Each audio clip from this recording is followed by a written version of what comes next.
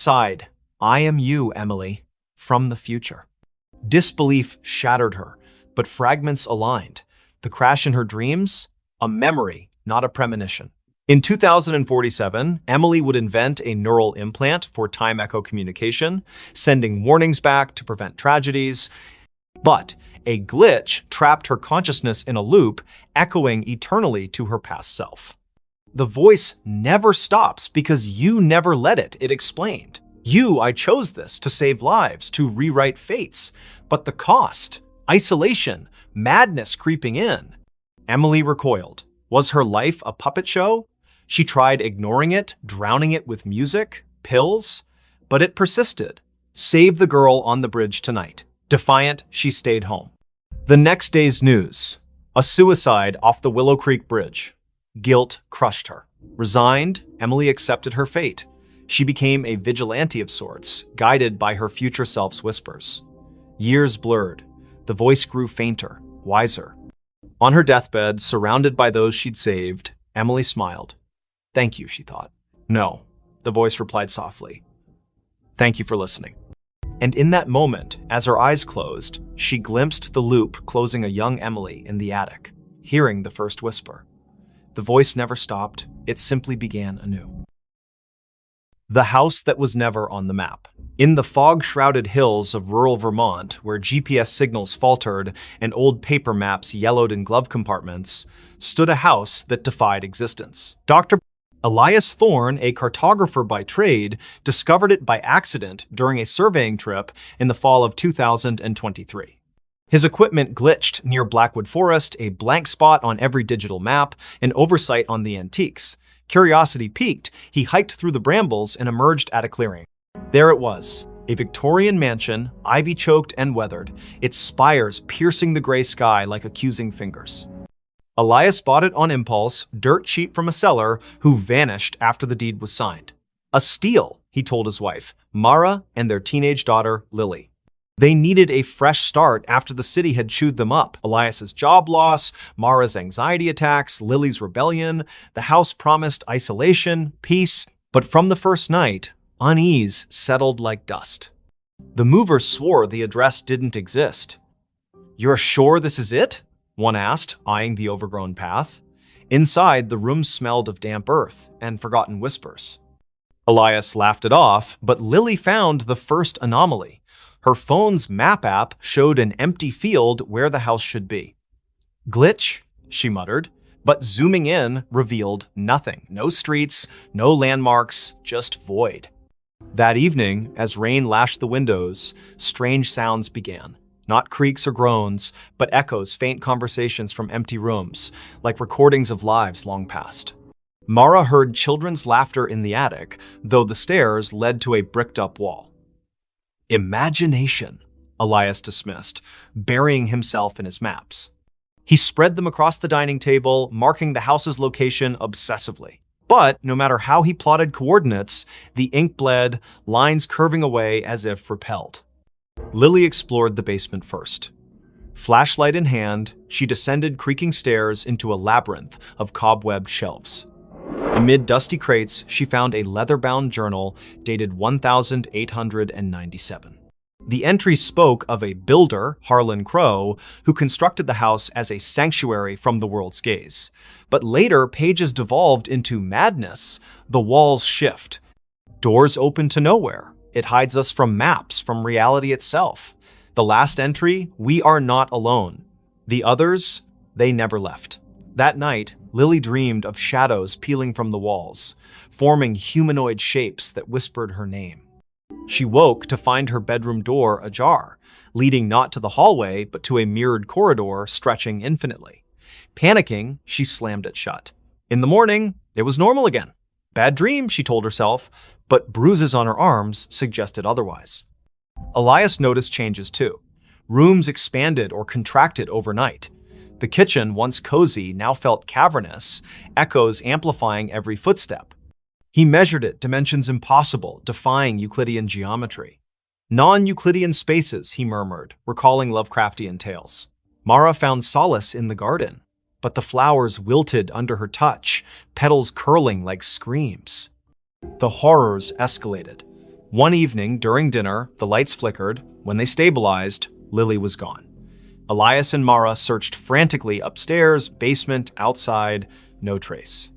But from the vents came her voice, faint and distorted. "Help, it's pulling me in." They tore at wallpaper, revealing older layers beneath, faded drawings of trapped figures, hands pressed against invisible barriers. Elias delved into local lore at the town library. Blackwood Forest had a history of disappearances dating back centuries. Settlers spoke of a fold in the world, a place where reality thinned, swallowing the unwary. Harlan Crow, it turned out, was an occultist who built the house on a ley line, intending to escape creditors and enemies by making it unfindable. But the ritual backfired, anchoring the house in a liminal space, a pocket dimension that fed on inhabitants. That night, Mara vanished too. Elias heard her screams from the attic, now inexplicably accessible. He climbed, finding a room filled with mannequins posed in frozen agony faces, twisted, eyes hollow. One wore Mara's necklace. "No," he gasped, backing away. The door sealed behind him. Alone, Elias confronted the truth. The house wasn't on maps because it wasn't fully here. It existed in the cracks between worlds, luring souls to sustain itself. Whispers surrounded him now. Voices of the lost, including Lily and Mara, begging for release. He tried to leave, but the front door opened to the same foyer, looping eternally. In desperation, Elias burned his maps in the fireplace. Flames roared, illuminating shadows that coalesced into forms Crow and his victims, their eyes pleading. "Join us!" they chorused. As the fire died, Elias felt himself fading, his outline blurring like erased ink. Search parties combed Blackwood Forest for weeks, but found no house, no family. The Thorn disappearance became another legend, whispered in town. Yet, on foggy nights, hikers swear they glimpse a mansion in the trees, one that vanishes when approached, forever unmarked, eternally hungry. Police found something under the bed. The call came at 3:17 a.m., shattering the quiet of Willowbrook's police station. Officer Rachel Hayes, bleary-eyed from a double shift, grabbed the radio. "Disturbance at 42 Maple Lane. Dispatch crackled. Neighbor reports screams. Possible domestic." Rachel exchanged a glance with her partner, Officer Tom Carver. They'd patrolled this sleepy suburb for years. Nothing ever happened on Maple Lane. The house was a modest two-story, its porch light flickering like a dying star. Rachel knocked, but no one answered. The neighbor, Mrs. Clancy, stood across the street, clutching her robe. "It was a woman's scream," she whispered. Then silence. "The porters. They're quiet folks. Something's wrong." Tom jimmied the lock, and they stepped inside. The air was thick, stale, with a faint metallic tang. The living room was pristine, couch cushions fluffed, a muted TV playing infomercials. Rachel's flashlight swept the staircase. "Police!" she called. No response. Upstairs, the master bedroom door was ajar. Rachel nudged it open, her hand on her holster. The bed was unmade, sheets tangled like a struggle had occurred. A bedside lamp lay shattered on the floor. Tom checked the closet empty. Rachel crouched, peering under the bed. Her breath caught. "Tom, get over here." Beneath the bed frame, scratched into the hardwood, was a crude pentagram, its lines smeared with something dark and sticky. In its center lay a bundle, wrapped in a stained blanket. Rachel's pulse hammered as she reached for it, expecting a body. Instead, she found a doll crudely stitched, with buttons for eyes and straw poking through seams. Its fabric was damp, reeking of copper. "Blood?" Tom whispered, his face pale. Rachel nodded, bagging the doll as evidence. The radio crackled back up, was 10 minutes out. But the house felt alive, its silence oppressive. A faint scratching came from the walls, rhythmic like claws on wood. They searched the rest of the house. In the basement, they found Polaroids scattered across a workbench, images of the Porters, Claire and David, smiling at first, then progressively gaunt, eyes hollow. The last photo showed Claire staring blankly, her hands clutching the doll. Scrawled on the back, "It sees us." Rachel's skin prickled. "We need to find them," she said. But Tom pointed to the ceiling. The scratching had moved upstairs. They ascended cautiously, following the sound to the guest room. The door was locked. Tom kicked it open, revealing a small space with a single window, curtains billowing despite no breeze. On the floor lay David Porter, his throat slashed, eyes wide in frozen terror. Claire was gone. Blood trailed from the body to the bed, where the mattress sagged oddly. Rachel lifted it. Underneath, carved into the box spring, was another pentagram, this one larger, its lines pulsing with a faint red glow. The scratching stopped. A whisper slithered from the shadows. "You found me." Tom stumbled back, his gun shaking. Rachel's flashlight flickered, plunging them into darkness. When it snapped back on, the room was empty, David's body gone. Only the doll remained, now lying in the pentagram's center, its button eyes glinting. "Rachel, we need to go," Tom urged, but she couldn't move. The doll's head twitched, turning toward her. A giggle echoed, high and childlike, though no child lived here. The walls seemed to breathe, closing in. Rachel grabbed the doll, intending to secure it, but it burned her hand, leaving a blistered mark. Backup arrived, flooding the house with lights and voices, but the evidence was vanishing. The pentagram under the bed was gone, the floor pristine. The doll in Rachel's evidence bag was now just a pile of ash. The photos in the basement? Blank. David's body never reappeared, and Claire remained missing. The official report called it a domestic dispute gone wrong, but Rachel knew better. She couldn't sleep. The giggle followed her home, echoing in her apartment. One night, she woke to scratching under her own bed. Heart pounding, she looked, nothing. But her flashlight caught a faint outline, a pentagram, freshly carved, with a single button eye in its center. The next morning, neighbors reported a scream from Rachel's apartment. Police found her bed empty, sheets tangled. Underneath, a new doll lay, its face stitched to resemble Rachel, its eyes wide and unblinking. The case was closed, another disappearance in Willowbrook. But late at night, officers swear they hear scratching from the evidence room where the doll sits, waiting. She came home, but it wasn't her home. Clara Vance stepped off the Greyhound bus in Hollow Pines, Vermont, her boots crunching on the frost-dusted gravel. It was November 2025, and after a decade in Chicago chasing dreams that crumbled into barista shifts and unpaid bills, she was back. The town hadn't changed. Same sagging general store, same church steeple piercing the fog. Her childhood home, 17 Birch Road, waited at the edge of town, a two-story relic her mother left her when she passed last year. Clara hadn't been back since the funeral. The key turned stiffly in the lock, the door groaning as if reluctant. Inside, the air was stale, heavy with dust and memory. Clara dropped her duffel bag, expecting the familiar. Creaky floorboards, faded floral wallpaper, her mother's knitting chair by the fireplace. But something was off. The furniture was rearranged chairs, angled wrong, the sofa pushed against the wrong wall. A faint smell of lavender lingered, though her mother hated floral scents. "Jet lag," Clara muttered, rubbing her eyes. She'd driven through the night to catch the bus. Exhaustion could play tricks. She climbed the stairs to her old bedroom, unchanged since she was 16, band posters, a chipped vanity mirror, her old sketchbooks. She collapsed onto the bed, the springs squeaking, and drifted into uneasy sleep. A sound woke her soft footsteps pacing downstairs. Clara froze, heart thudding. She lived alone. Hollow Pines was too small for break-ins. Grabbing a flashlight from her bag, she crept to the landing. The living room was empty, but the knitting chair rocked gently, as if someone had just stood. "Hello?" And she called, her voice swallowed by the house's silence. The footsteps resumed, now from the kitchen. Clara followed, flashlight beam shaking. The back door was ajar, swaying in the wind. She locked it, chalking it up to forgetfulness, but as she turned, her reflection in the kitchen window caught her eye. It didn't move when she did. Her face smiled faintly, then vanished. Clara's scream stuck in her throat. She bolted upstairs, barricading herself in her room. The house felt alive, its walls humming with a low, unnatural pulse. She called the sheriff, but the line crackled, a woman's voice whispering, "You shouldn't be here," before going dead.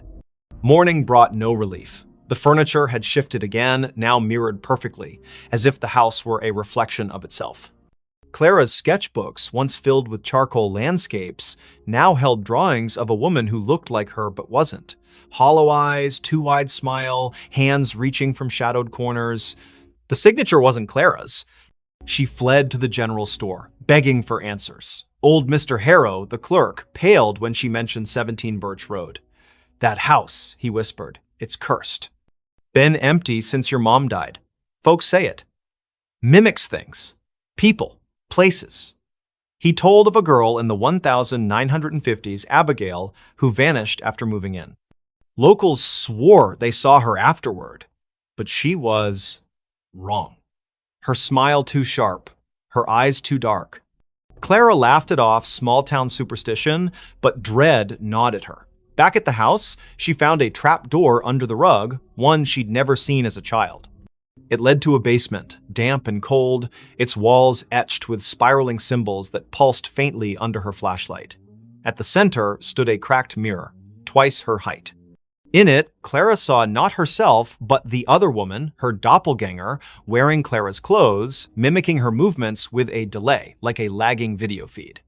"This is my home now," the reflection-mouthed, voice echoing in Clara's skull. She stumbled back, tripping over a box of her mother's things. Inside was a diary, pages brittle. Her mother wrote of the other Clara, a presence that appeared after Clara left for Chicago. "She walks my halls, wears my daughter's face. I locked the mirror, but she's breaking through." Clara's blood ran cold. Her mother hadn't died of a heart attack. She'd been found in the basement, clutching a rosary, eyes wide with terror. The coroner never explained the claw marks on her arm. That night, the house turned hostile. Doors slammed shut, locking Clara in the living room.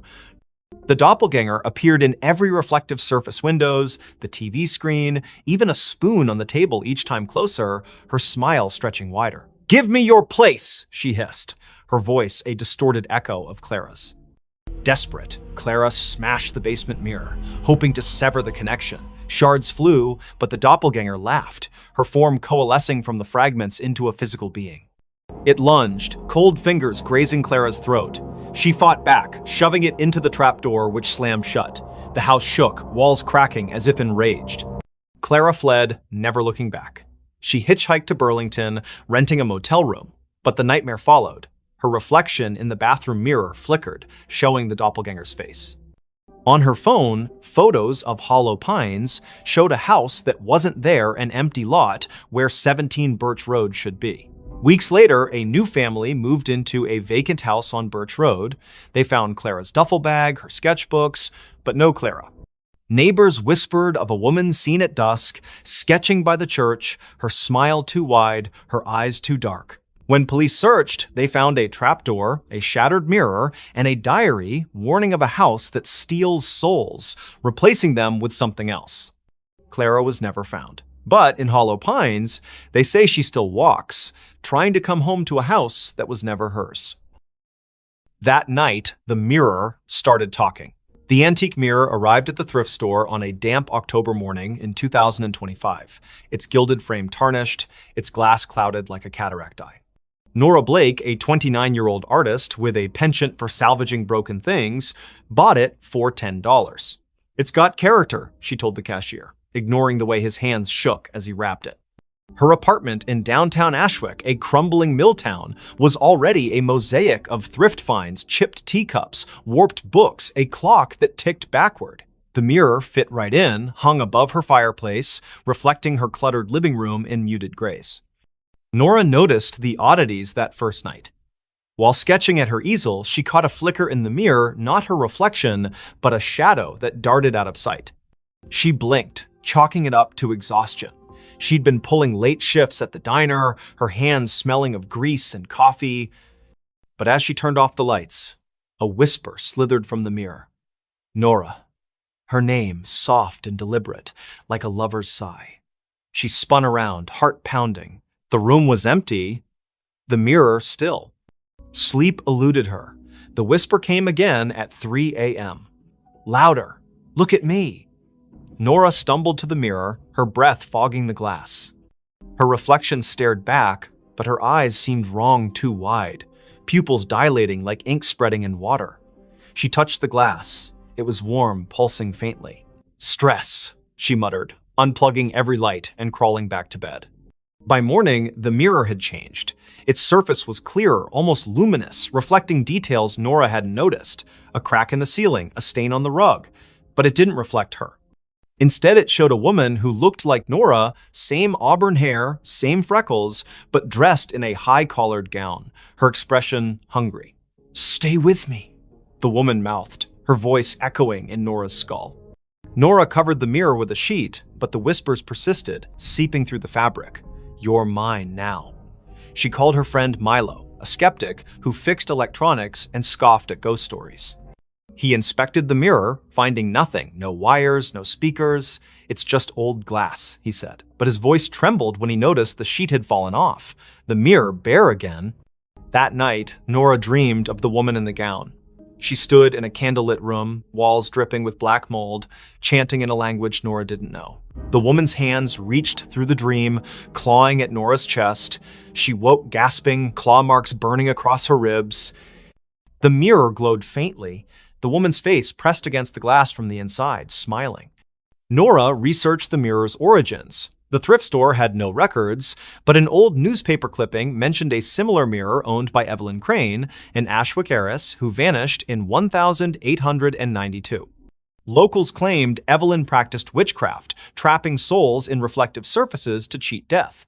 Her mansion burned down, but the mirror survived, passing through estate sales, each owner meeting misfortune, suicides, disappearances, madness.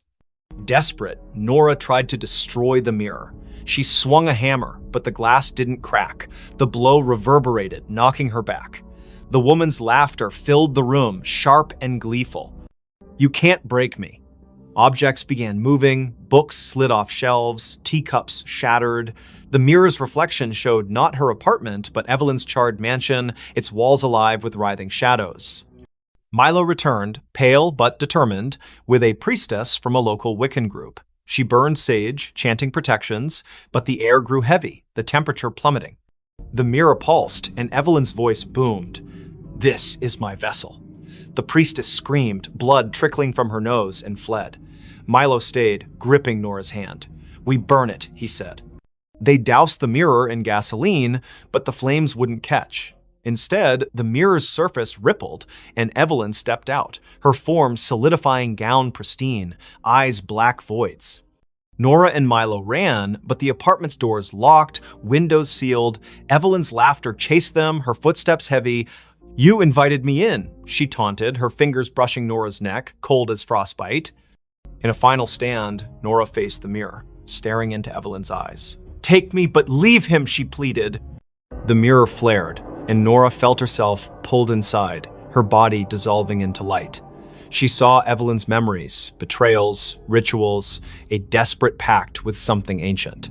Then, darkness. Milo woke in the apartment, alone. The mirror was gone, the wall bare. Nora's sketchbooks lay open, filled with drawings of Evelyn's face.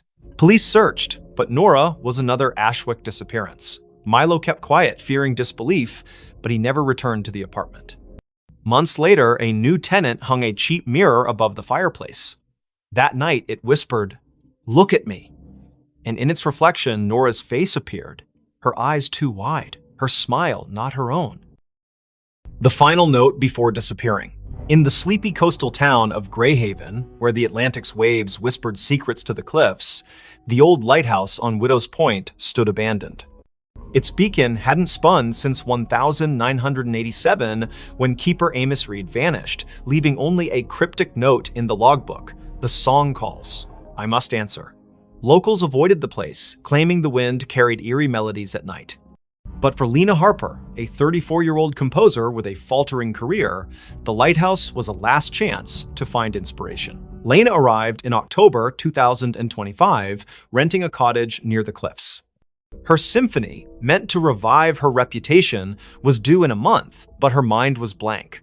Haunted by failures and a recent divorce, the lighthouse, looming against the gray sky, felt like a muse. She ignored the townsfolk's warnings, superstitions about siren songs and missing keepers.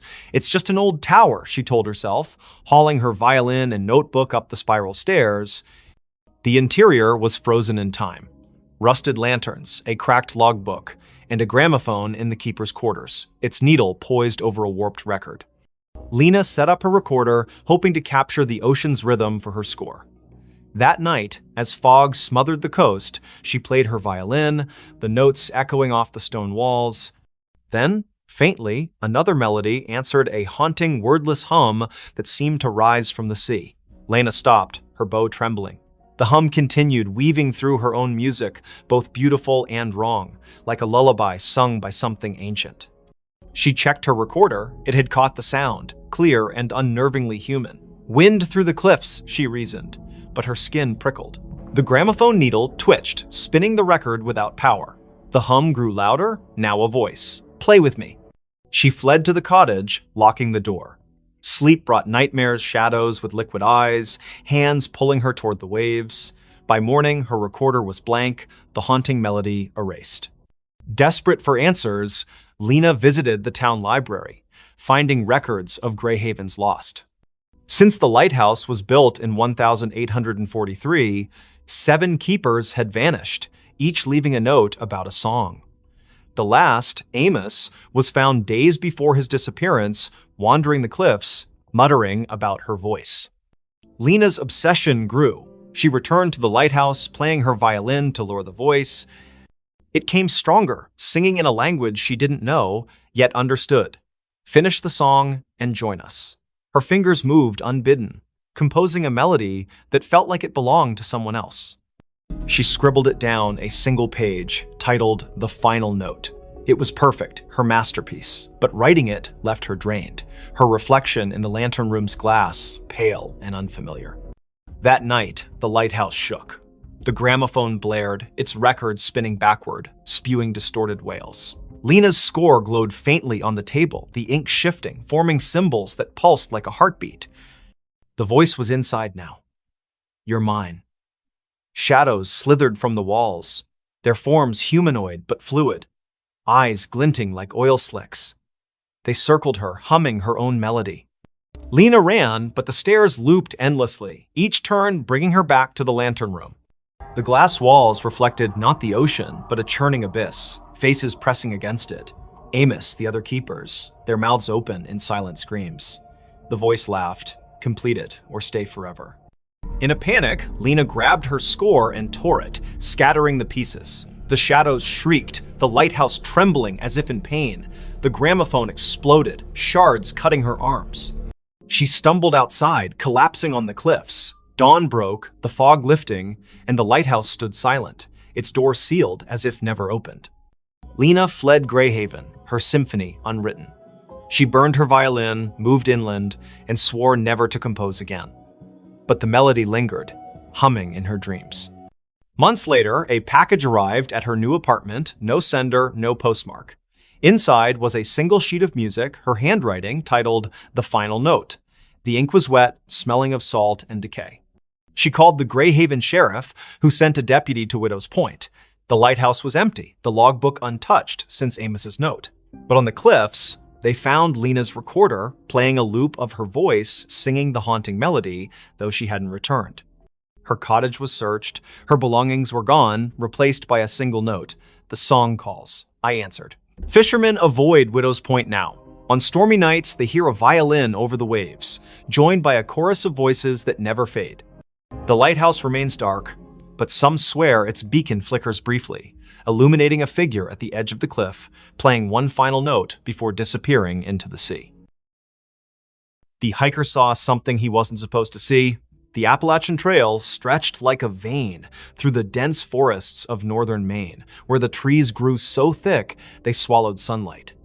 Ethan Caldwell, a 28-year-old photographer with a taste for solitude, hiked its lesser-trodden paths in September 2025. His goal was simple: capture the untamed beauty of the wilderness for a freelance gig. His backpack held a Nikon, a journal, and enough supplies for a week. He didn't expect company. Most hikers avoided this stretch, spooked by rumors of missing campers and strange lights in the woods. By the third day, Ethan was deep in the forest, miles from any road. The air was crisp, scented with pine and damp earth.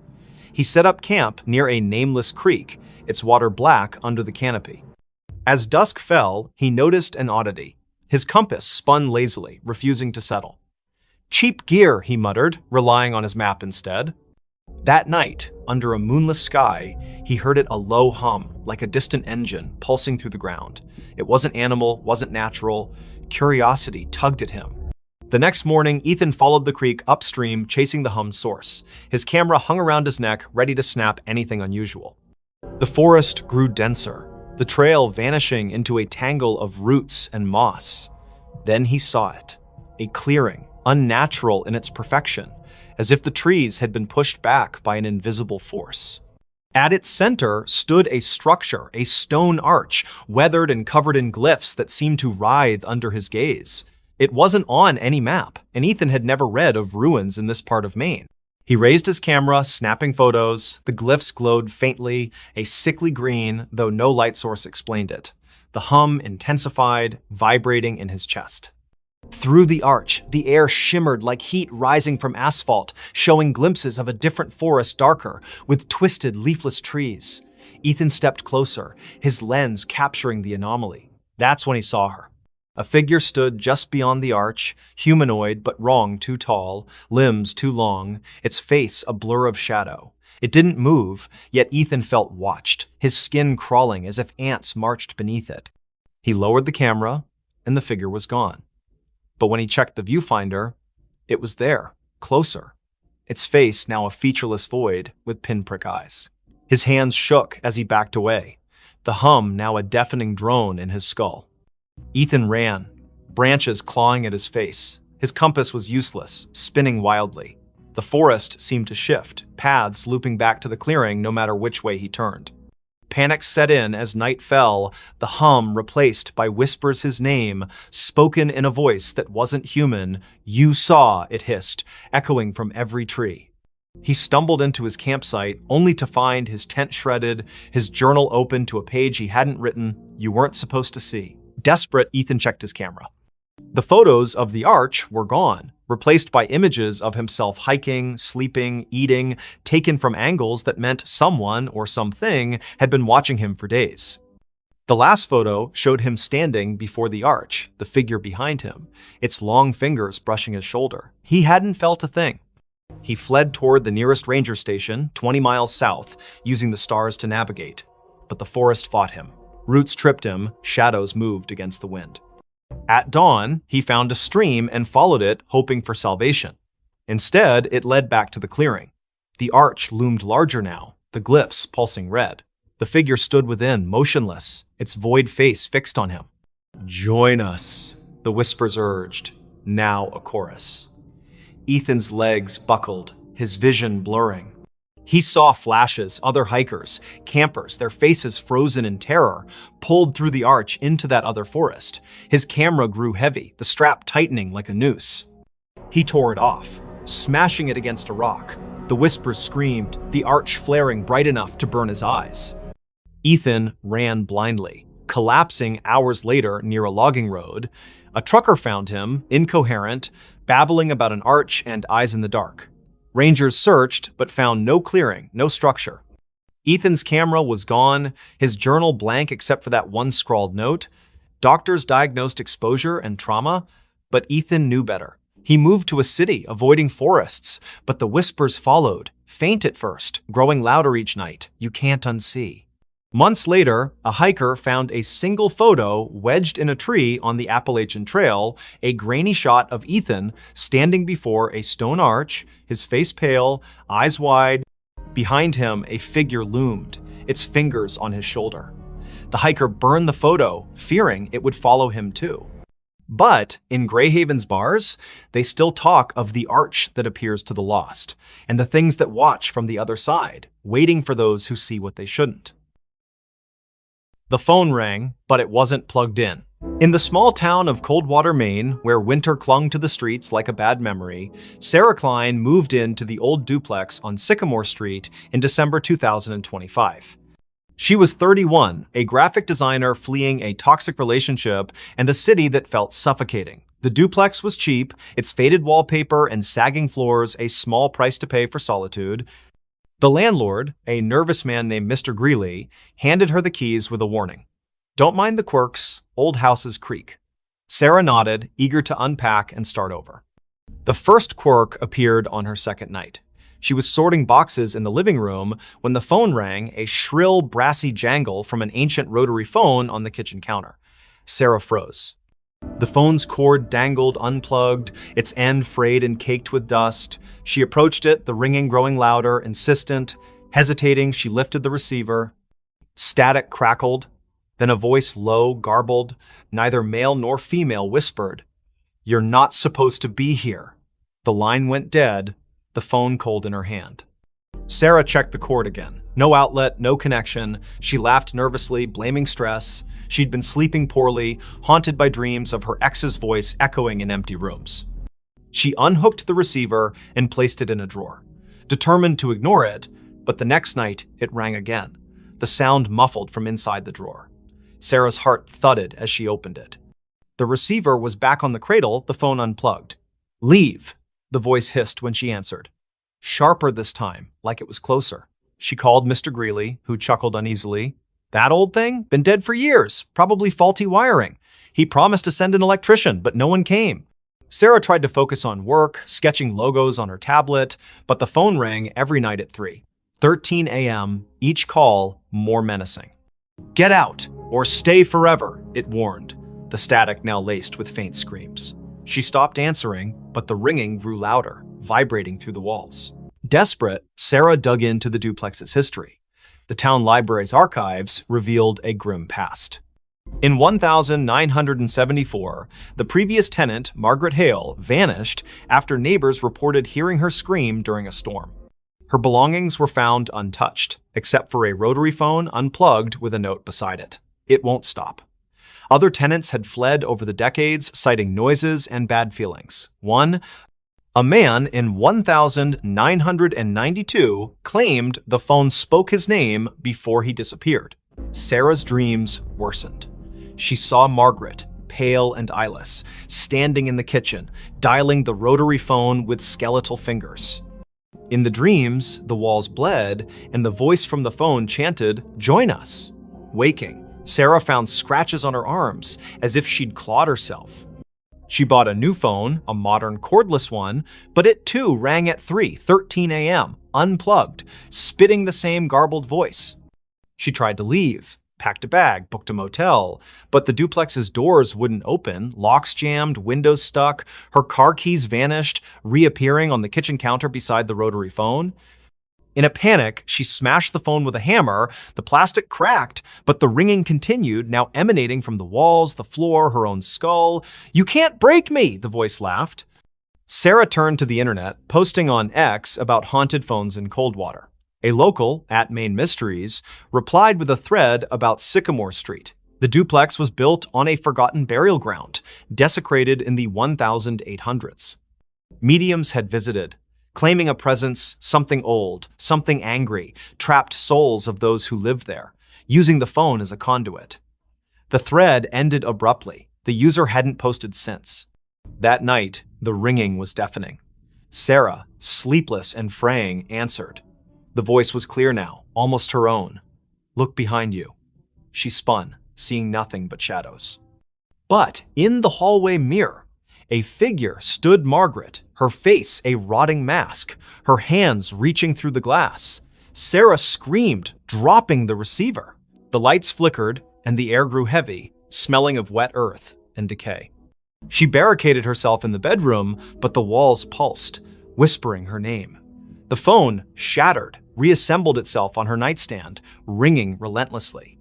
In a final act of defiance, Sarah burned sage, chanting prayers she half remembered from childhood.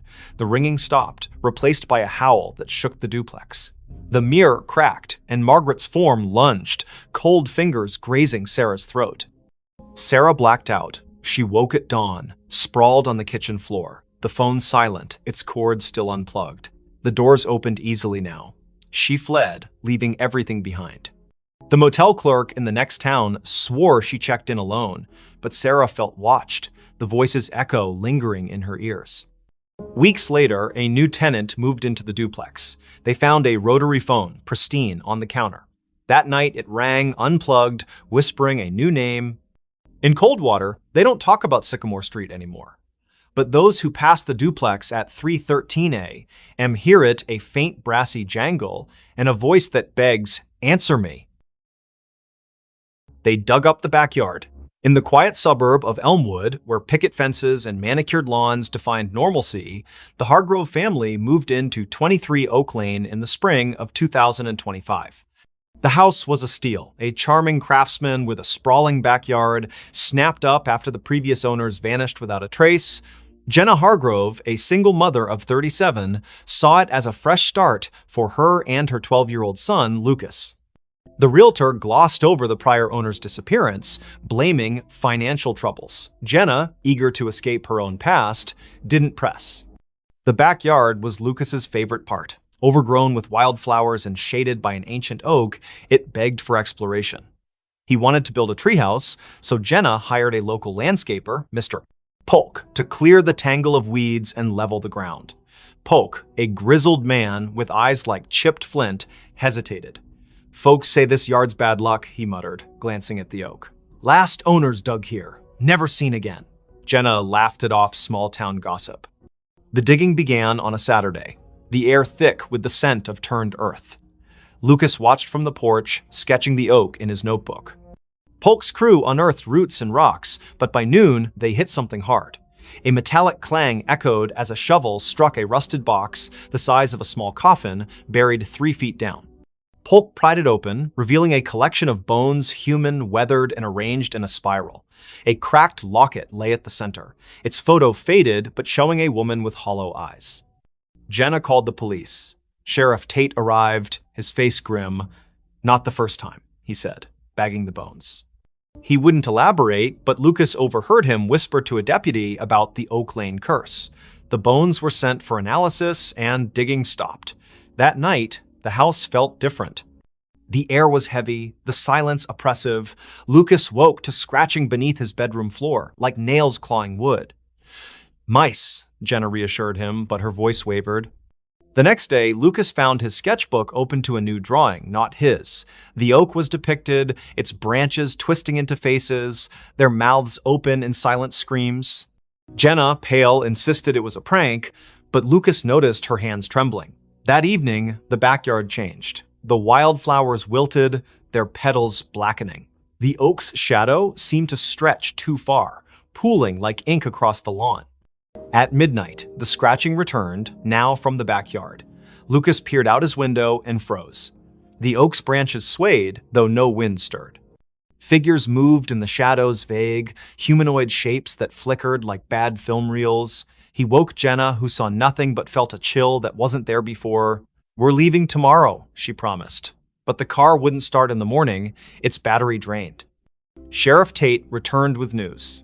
The bones were over a century old, likely from a family that lived on the land in the 1870s. They'd vanished after digging a well under the oak, leaving behind rumors of a deal with something in the earth.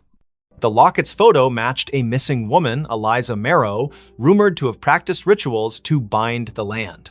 Tate warned Jenna to stay out of the backyard, but Lucas couldn't resist. He sneaked out at dusk, drawn to the oak. The ground where the box was found had shifted, forming a shallow pit. Inside, the locket lay again, open, its photo now clear Jenna's face, not Eliza's. Lucas screamed, dropping it, the ground pulsed, and a voice whispered from the pit, "You dug too deep!"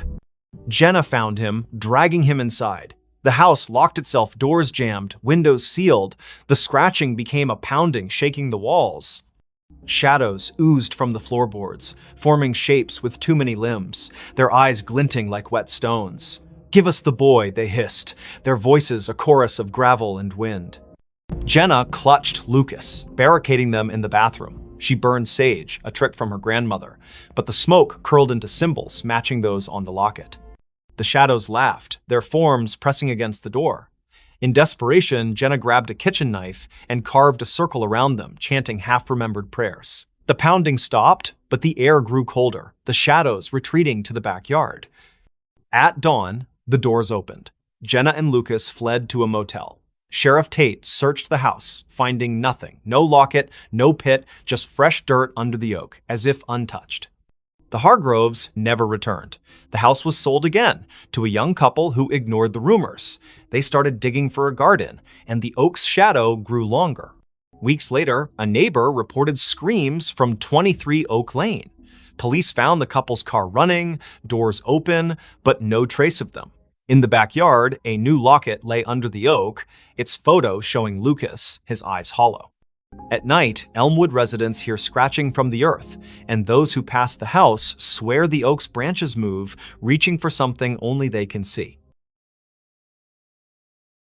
The smile in her last photo.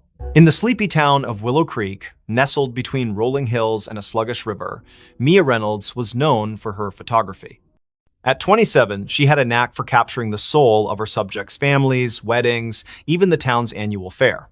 Her studio on Main Street was cluttered with vintage cameras and Polaroids pinned to corkboards. But in November 2025, Mia took a photo that would haunt Willow Creek forever. It started with a commission from the town's historical society.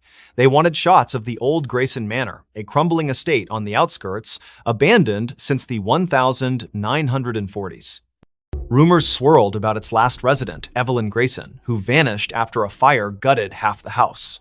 Locals whispered of her ghost, a pale figure seen in the manor's broken windows, smiling. Mia, a skeptic, saw it as a chance to boost her portfolio.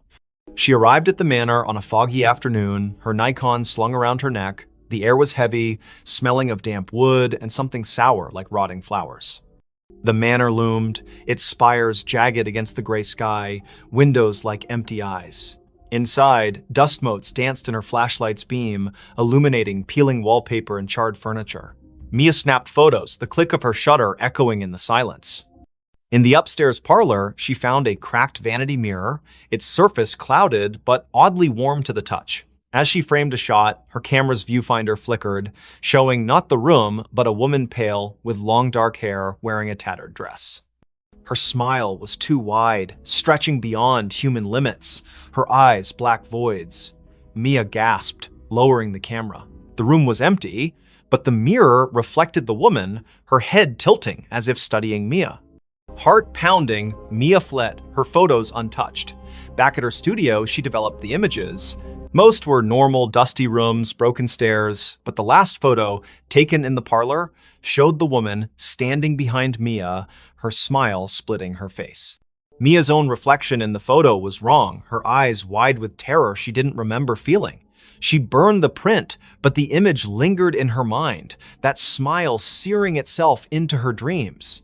That night, her studio phone rang, though the line had been disconnected for months.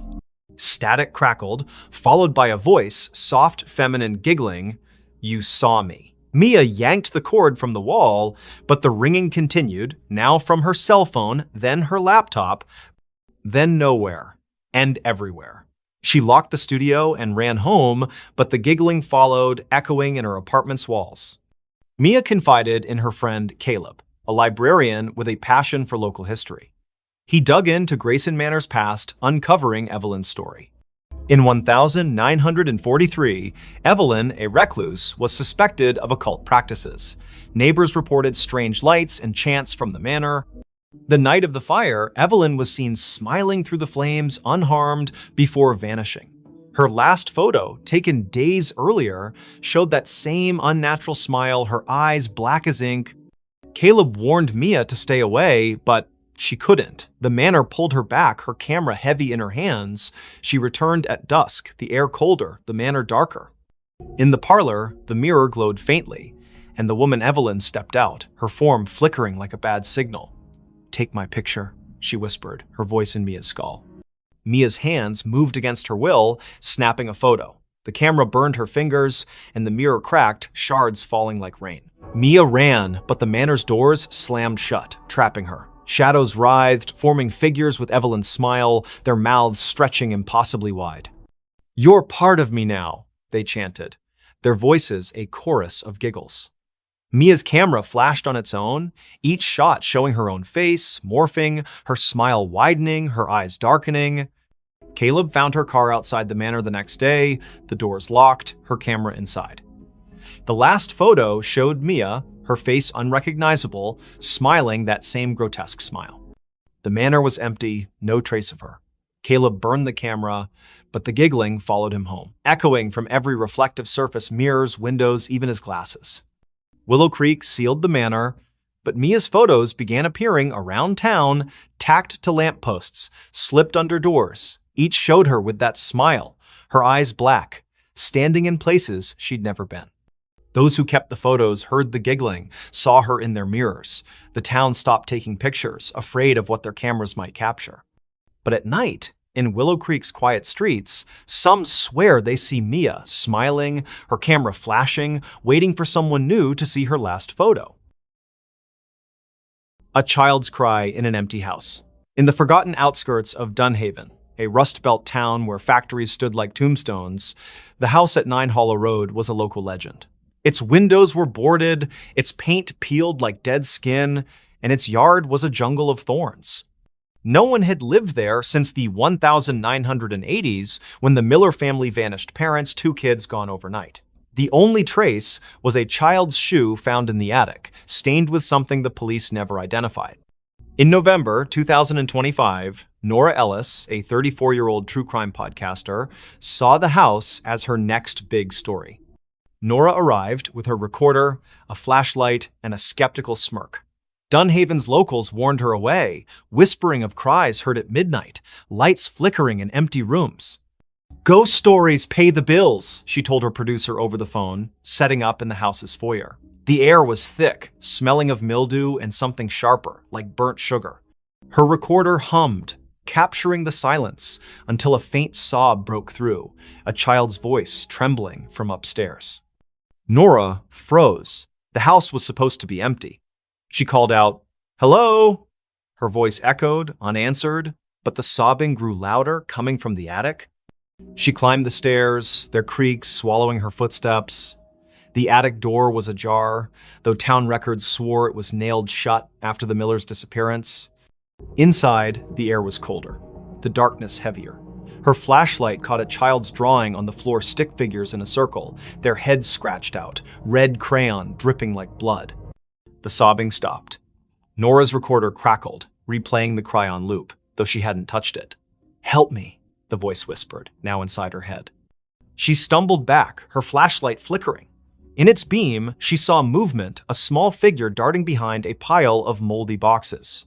"Who's there?" she shouted, but the attic was empty again.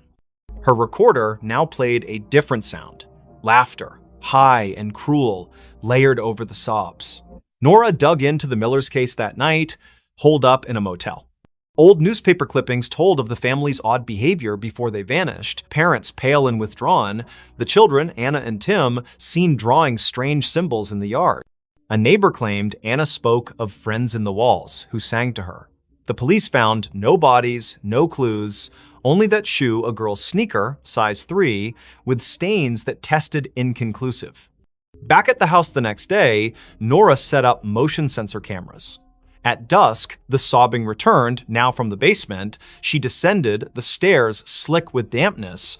The basement was a maze of crates and rusted pipes, the air thick with the burnt sugar smell.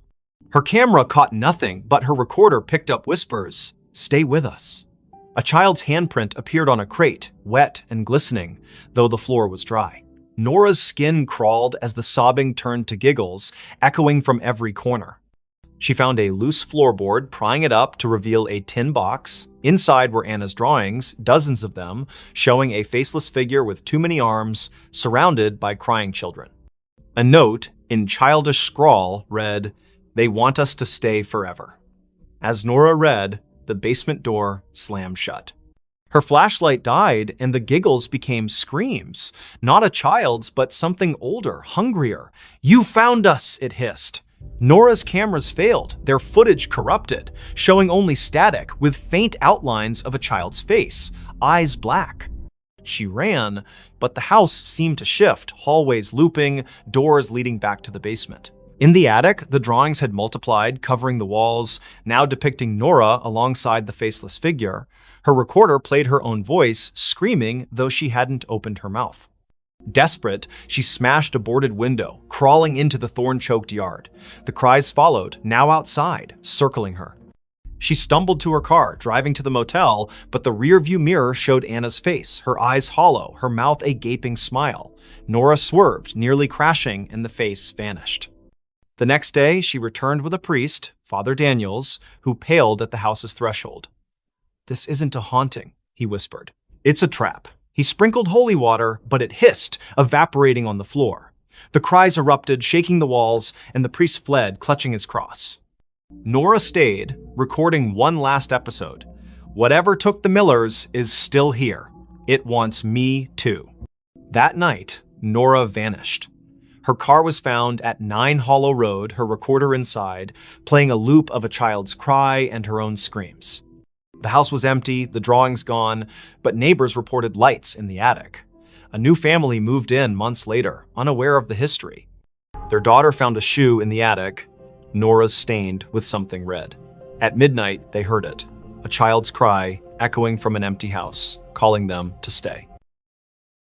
The elevator never stopped on the same floor.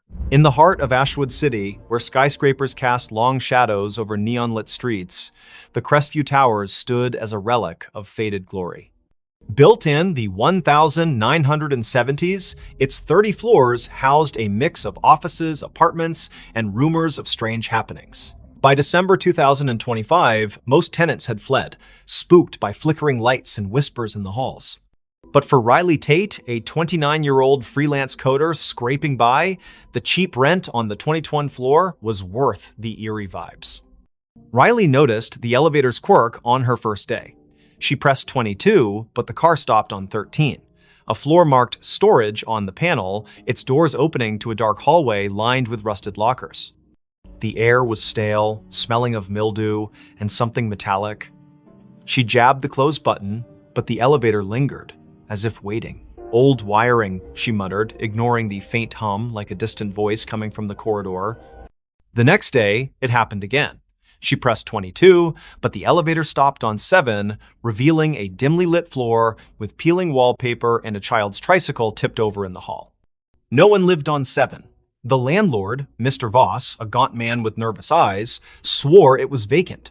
Riley's skin prickled as the hum returned, now forming words, "Stay." She slammed the close button, her heart racing as the door shut. By the third night, the elevator never reached her floor.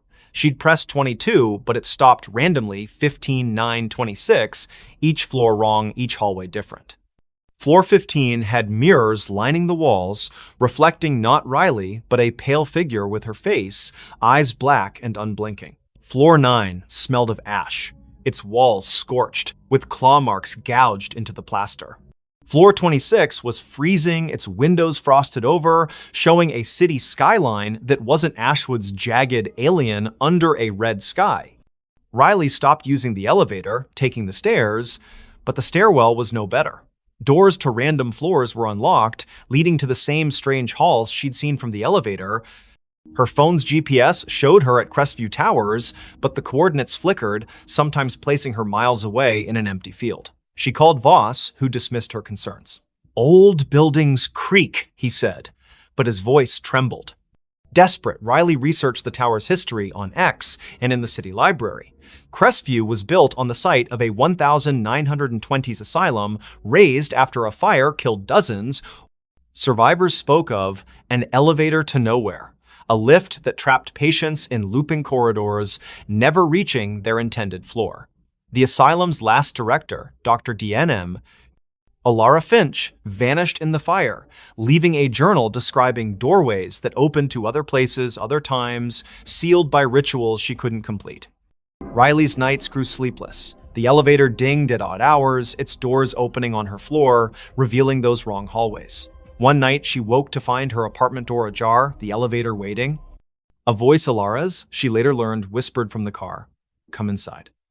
Riley slammed her door, barricading it with a chair, but her laptop left on displayed a live feed of herself sleeping, filmed from above her bed. No camera was there. She confronted Voss, who paled at the mention of the elevator.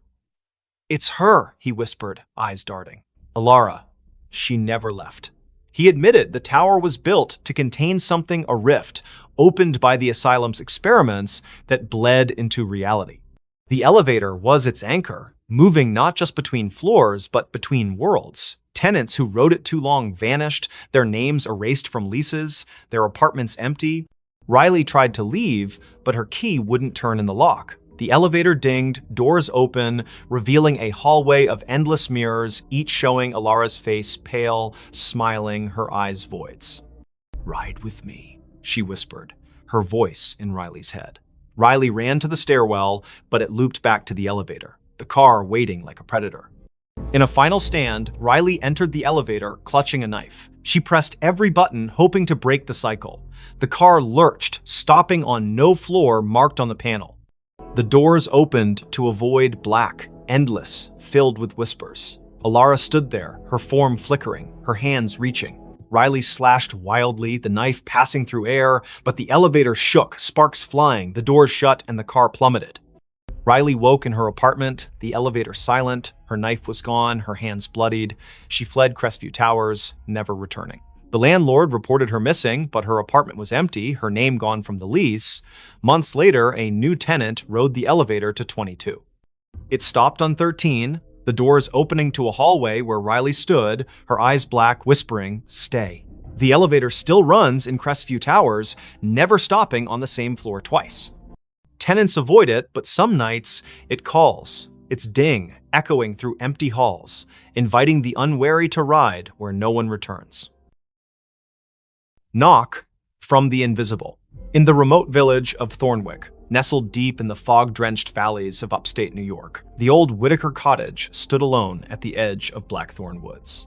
Its clapboard walls sagged and its windows were clouded with grime, yet it drew Clara Wren, a 32-year-old writer seeking solitude to finish her novel.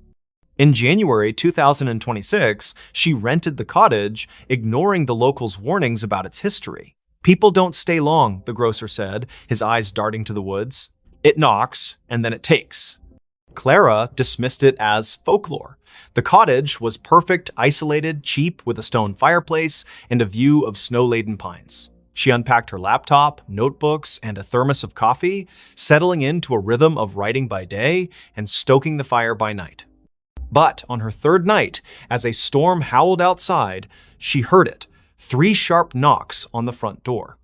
The sound was deliberate, heavy like a fist on wood. She froze, her pen hovering over the page.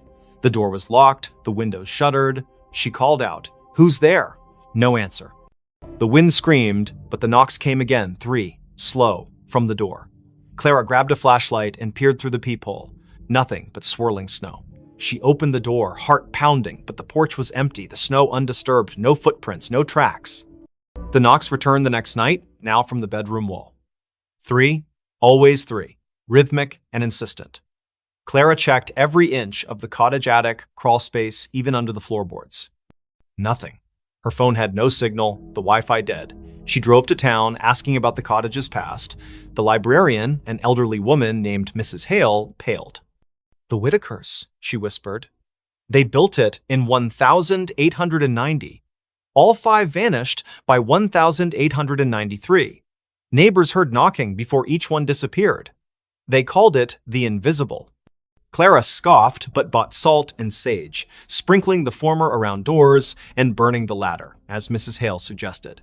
That night, the knocks moved to the ceiling, louder, shaking dust from the beams. "Let me in," a voice whispered, soft and genderless, seeping from the walls. Clara's flashlight caught movement, a shadow darting across the room, formless yet heavy like a weight in the air.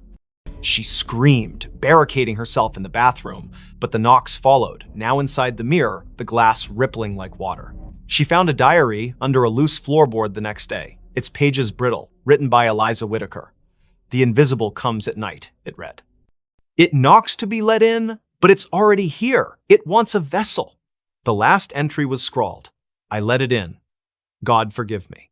Clara's hands shook.